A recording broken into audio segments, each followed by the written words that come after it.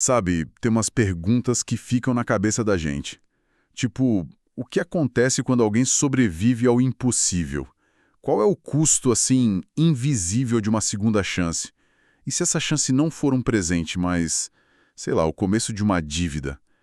Essas são as ideias que a gente vai explorar hoje, mergulhando fundo num conto de horror psicológico chamado Pacto 2026. A nossa missão aqui é desvendar a construção dessa história, a atmosfera, os personagens, mas claro, sem entregar os mistérios do final. E para começar, acho que nada melhor do que ouvir a sinopse oficial. Ela já dá o tom de tudo. Deixa eu ler aqui. Após uma queda inexplicável que deveria tê-lo matado, Kevin sobrevive, mas não ileso. O acidente deixa marcas profundas não apenas em seu corpo, mas em sua mente, abrindo espaço para algo que não deveria existir. Enquanto luta para recuperar os movimentos e retomar uma vida normal, Kevin percebe que sua sobrevivência cobra um preço invisível. Pessoas ao seu redor começam a mudar. A realidade se dobra em pequenos detalhes. E uma presença silenciosa passa a habitar seus pensamentos, oferecendo proteção em troca de algo que ele ainda não compreende totalmente. Entre culpa, desejo e medo, Kevin se vê preso a um acordo que jamais lembra de ter feito e que talvez nem tenha sido escolha sua.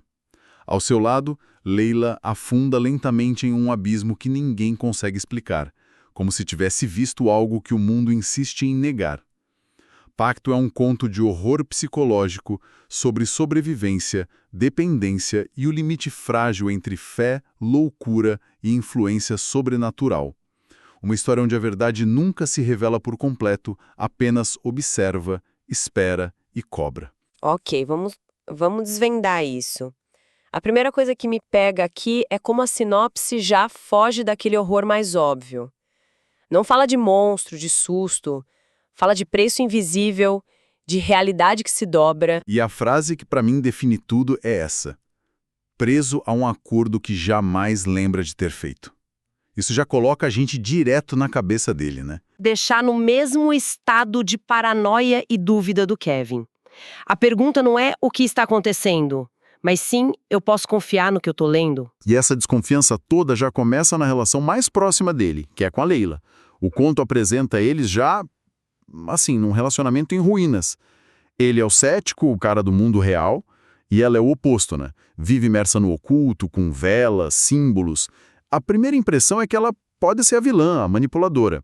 Mas você acha que é tão simples assim? Então, na superfície, parece que sim. É a leitura mais fácil. Mas se a gente olha com mais atenção, o texto dá umas pistas de que ela mesma pode ser uma vítima. Aquela frase que ela diz pra ele: existem coisas que se negociam e coisas que não aceitam ser ignoradas. Não só como uma ameaça, só quase como um aviso, sabe? Um aviso desesperado. Sim, e o texto diz que o medo do Kevin não é do oculto em si, mas da convicção dela. Isso é muito interessante. É isso. O conflito real não é sobrenatural versus real. É a certeza absoluta dela contra a negação absoluta dele. É uma batalha de percepções. E essa batalha chega ao ápice na despedida deles. É uma cena que me deu arrepios pela frieza. Ela não grita, não briga. Ela só diz: você vai se arrepender. Não porque eu quero, mas porque já está feito. É dito como se fosse um fato. Sim, um fato. Como se ela estivesse lendo a previsão do tempo. E essa falta de emoção é que deixa a frase tão poderosa. Não parece vingança, parece um lamento, a constatação de que algo já saiu do controle dela também. E a partir daí a gente é forçado a questionar tudo. As ações dela são ciúme e controle. Ou ela está de fato tentando lidar com uma força que o Kevin, na arrogância dele, se recusa a ver. Exato.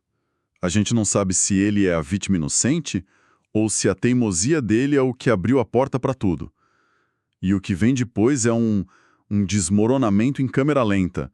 Ele se muda para uma casa nova, que era para ser um recomeço, mas vira o centro de toda a estranheza. Uhum. Objeto que muda de lugar, o relógio que atrasa, aquela sensação de ter mais alguém ali.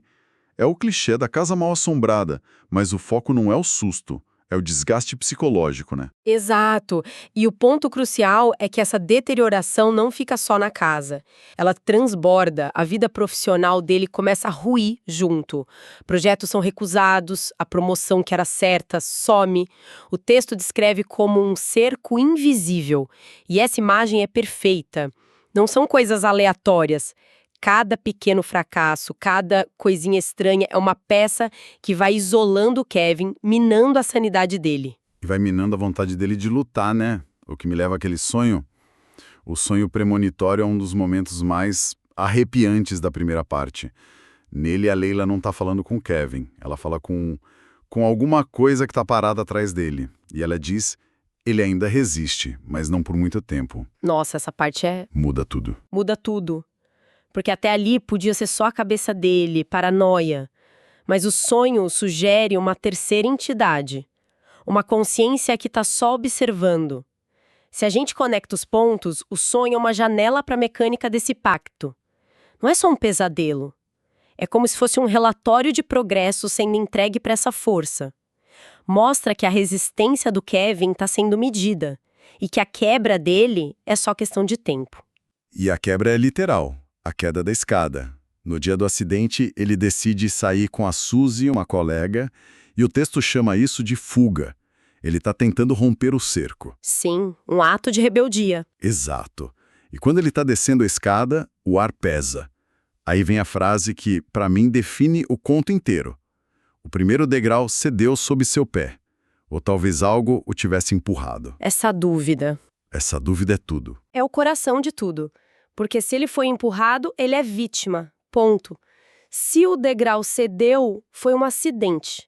Mas se a verdade está nesse ou, talvez, aí a responsabilidade dele entra na equação. A queda não é o que começa o problema, é o que consuma o problema. É quando a força que antes só sussurrava age de forma física. Brutal. E as duas certezas que ele tem antes de apagar são aterrorizantes. O texto diz que ele sabia de duas coisas. Ele não estava caindo sozinho. E Leila sabia exatamente onde ele estava. Uhum. Ali, a chance de ser coincidência acaba. Na cabeça dele, pelo menos, está tudo conectado. A presença, a queda e a Leila. E essa percepção é o que vira o jogo. Antes ele podia racionalizar, culpar o estresse, a casa velha. Depois da queda, a realidade dele se impõe de um jeito que ele não pode mais ignorar. A sobrevivência dele a partir dali vai estar para sempre ligada àquilo que o derrubou. Aí a história muda de tom completamente, né? No hospital, a tal presença deixa de ser sutil. Como essa mudança na comunicação da entidade de sussurros para uma voz na cabeça dele altera a dinâmica. Altera de forma fundamental. Uma voz dentro da cabeça é a violação máxima. Não tem para onde fugir. E a comunicação é muito específica. Não é um demônio gritando. É uma voz calma, quase racional. A primeira coisa que ele ouve não é uma ameaça, é uma avaliação fria. Você caiu rápido demais. Como se estivesse corrigindo um erro de cálculo. Exatamente. E é aí que ele é puxado para aquele espaço mental, aquele vazio onde ele conversa com uma silhueta. E vem o diálogo que explica o acordo. Ele pergunta o que a entidade quer e a resposta é apenas o que foi prometido. E quando Kevin insiste que não prometeu nada, a entidade responde com a frase que para mim é a mais importante do conto. Você ficou. Isso foi suficiente. E essa frase, nossa, ela levanta uma questão filosófica muito profunda sobre consentimentos, sobre agência. O pacto não foi selado com sangue, não teve um sim. O consentimento foi dado pela inação, pela permanência dele na casa. Por ele não ter ido embora quando ainda podia. Exato. Ele não precisou dizer sim, ele só não disse não de uma forma decisiva. E isso torna a culpa dele muito mais complexa e, honestamente, muito mais assustadora. Então, o que a história sugere é que ele não sobreviveu apesar do pacto. Ele foi mantido vivo pelo pacto. Sim.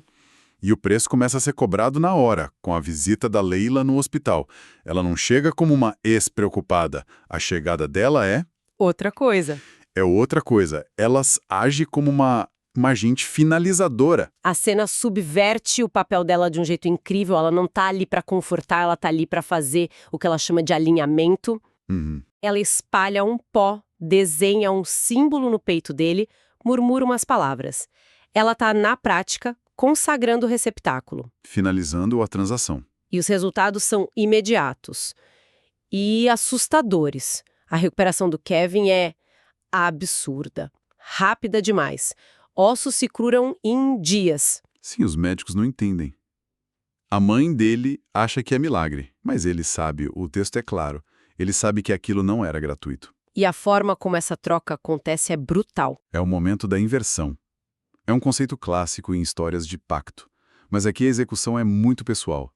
Enquanto Kevin se recupera fisicamente, a Leila, que parecia estar no controle, é quem desaba. Ela é internada com surto psicótico, Exato. encontrada pelos vizinhos implorando para aquilo a deixar em paz.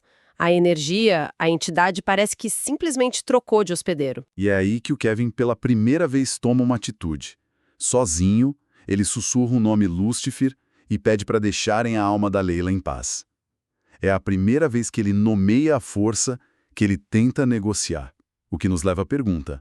Afinal, quem é a vítima aqui? Essa é a grande subversão do conto. O Kevin sobreviveu, está se curando, mas virou o receptáculo permanente. A Leila, que talvez tenha começado tudo, seja para proteger ou para controlar, acaba destruída. A história brinca com a nossa expectativa sobre quem paga o preço. Talvez o preço não seja morrer, seja sobreviver sob os termos de outra coisa. Então, o que isso significa para o Kevin no final das contas? Nos trechos finais que a gente analisou, ele está de volta à vida. Curado, com sucesso, promovido. Por fora, ele venceu. Por fora, sim, mas por dentro ele está alterado para sempre. E a presença continua com ele. Como o texto descreve essa nova relação? Não é mais uma relação de ameaça. Ele vira um receptáculo funcional. A entidade não precisa mais assustar, porque ela agora faz parte dele. É uma simbiose forçada. Ele sente quando ela ajusta o corpo dele, corrige as falhas. Ele sobreviveu, mas perdeu a soberania sobre o próprio corpo. E a nossa análise termina com aquela imagem no espelho que é de arrepiar. Ele se olha e por um segundo o reflexo não pisca junto. E o trecho acaba com a frase: algo antigo continuou respirando. Paciente. Se a gente fosse resumir a essência do que vimos, né? Esse conto não é sobre demônios e sustos fáceis. É sobre a natureza dos acordos que a gente faz nas sombras do desespero e, principalmente, da nossa negação. É uma exploração sobre dependência, sobre agência e como a própria sobrevivência pode virar uma prisão. Sim, e a gente parou a conversa exatamente onde o conto nos deixa, com a sensação de que a história de verdade está só começando. O pacto não acabou, ele só mudou de forma. E as perguntas mais fundas, tipo, qual era o objetivo final da Leila? Ou o que essa entidade quer do Kevin a longo prazo? Ficam em aberto. O que é um convite muito poderoso para se descobrir o texto na íntegra. Com certeza. E talvez a reflexão final que a história provoca seja essa, sabe? O pacto mais forte não é o selado com uma assinatura, com um ritual.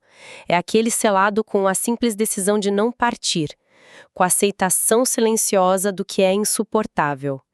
E isso faz a gente pensar nas nossas próprias vidas quantas correntes invisíveis foram criadas, não por uma grande decisão, mas por uma série de pequenas hesitações.